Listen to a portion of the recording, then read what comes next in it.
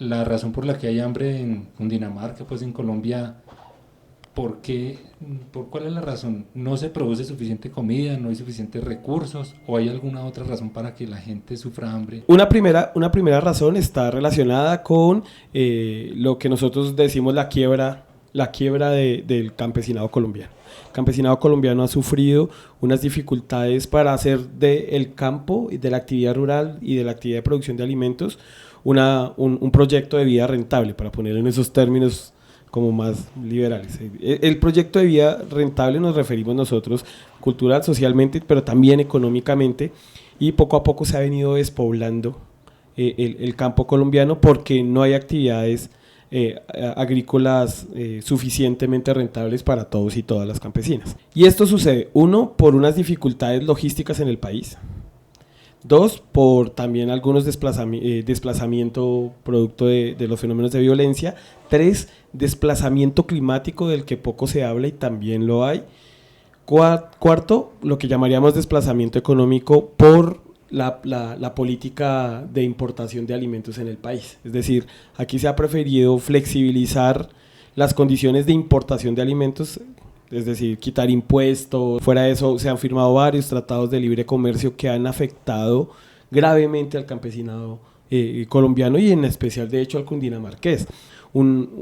Teníamos un campesinado ganadero que ha venido perdiendo poder adquisitivo porque el mercado de la carne se ha venido reemplazando por la cooptación del mercado de unas pocas haciendas en el país, y dos, por la importación de cárnicos, especialmente pollo y cerdo. Dos, los lecheros. Tenemos, se supone, la capital lechera de Colombia, tenemos en el Valle de Ubaté una zona con altísimas capacidades de producción de leche, y además la leche es casi que el producto por excelencia hoy de sobrevivencia del campesinado de pequeña propiedad en el departamento. Y los tratados de libre comercio que han permitido la importación de lactosueros y que han permitido la importación de bebidas y de productos lácteos con flexibilización de los impuestos, pues ha puesto a competir de manera desigual a nuestros lecheros.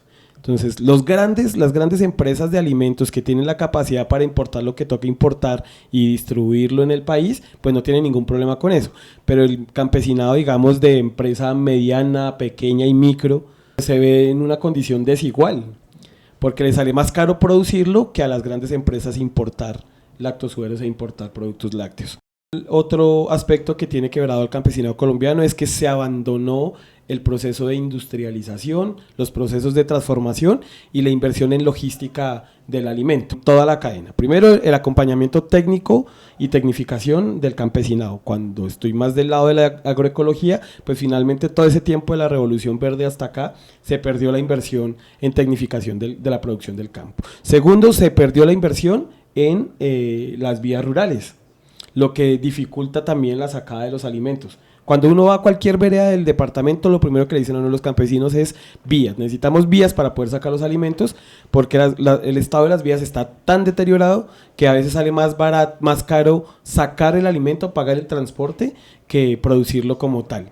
Centros de transformación, en eso se dejó de invertir en el departamento. De tal manera que si ustedes visitan una muy buena cantidad de las plazas de mercado del departamento, se están muriendo. Y fuera de eso, una muy baja inversión en construir cadenas, lo que llamarían cadenas de valor o bueno, cadenas de mercadeo, es decir, está totalmente fragmentado el proceso alimentario. Segundo, posibilidades de acceso, el acceso al alimento. Aun cuando hay una buena cantidad de importación de alimentos, aun cuando nuestro campo tiene capacidad para producir y tiene dificultades para sacarlo, sin embargo hay alimentos en las centrales de abastos. Pero hay una concentración y el modelo de abastecimiento afecta la capacidad de obtención del alimento.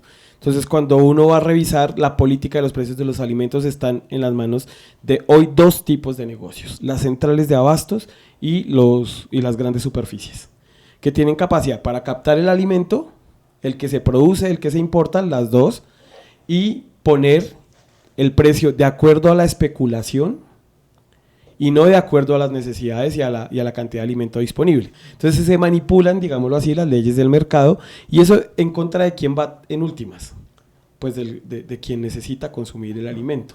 porque entonces el precio del alimento ya no está de acuerdo a la escasez, ¿cierto? O a la oferta suficiente del alimento, sino a unas normas del mercado manipuladas que lo que les interesa es, digamos, solo lucrarse, y no hay política para regular los precios que nos permita garantizar que los precios le den suficiente, digamos, le permitan a la capacidad adquisitiva del colombiano y la colombiana adquirir el precio.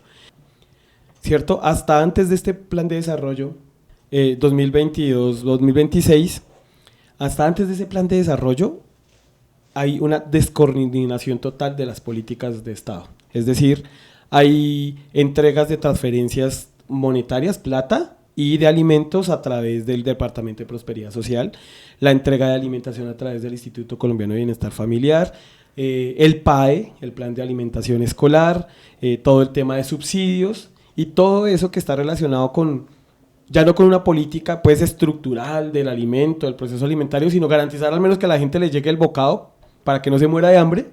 Todas esas están totalmente descoordinadas.